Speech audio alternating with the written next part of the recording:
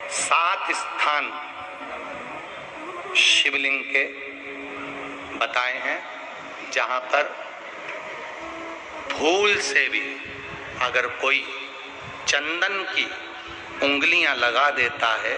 7 स्थान ऐसे हैं जहां चंदन की मात्र उंगलियां लगा देने से ही शिव पितृलोक के पितरों को मुक्ति प्रदान करके वैकुंठ लोक का निवास दे देते हैं। 7 स्थान।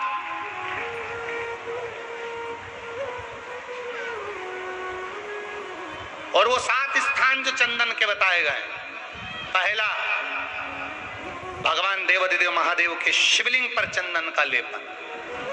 समझ लेना जरा बहुत अच्छे से। आपको लगता है स्वप्न में कोई मुर्दे दिख रहे हैं या कोई जल रहा है या कोई मर रहा है या कोई चला गया है, ऐसा भय लगता है। बच्चों को मानी भेजूंगी ऐसा हो जाएगा, पति को मानी भेजूंगी ऐसा हो जाएगा, कोई हमारे कोई गलत तो नहीं कर रहा है, आपको लगता है। 7 स्थान चंदन के बताएं महाराज। पहला शिवलिंग, दूसरा जहां गणेश जी का स्थान है, मालूम है ना सबको, जम के बोलो जरा, मालूम है ना सबको, जहां गणेश जी का स्थान है वहां अलग से गणेश जी बैठे, वहां नहीं। शिवलिंग में जलाधारी के ठीक सामने राइट में गणेश, लेफ्ट में कार्तिकेय, बीच में अशोक सुंदरी।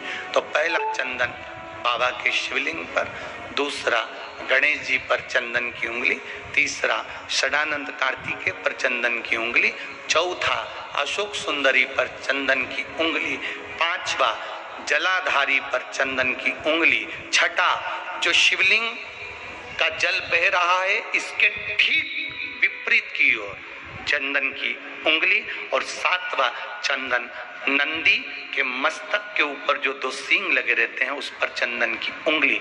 ये कब लगाई जाती है? या तो अमावस्या के दिन। आपको लगता है कि हमारे पूर्वजों का उद्धार नहीं हुआ, हमारे पूर्वजों का कल्याण नहीं हुआ, कहीं अधोगति में कोई चला गया है, उसका बस एक बार, रोज नहीं जरूरत है, प्रतिदिन जरूरत ही नहीं, महीने में एक बार अगर अमावस्या के दिन भी आपने चंदन के थोड़ा सा चंदन अगर मेरे देवाधिदेव महादेव को 7 स्थान पर समर्पित किया है। अशोक यहाँ पर वर्णन कर रही है, मैना, धन्या और कला की कथा कह रही है। तीनों ने सनकादि ऋषियों से मांगा।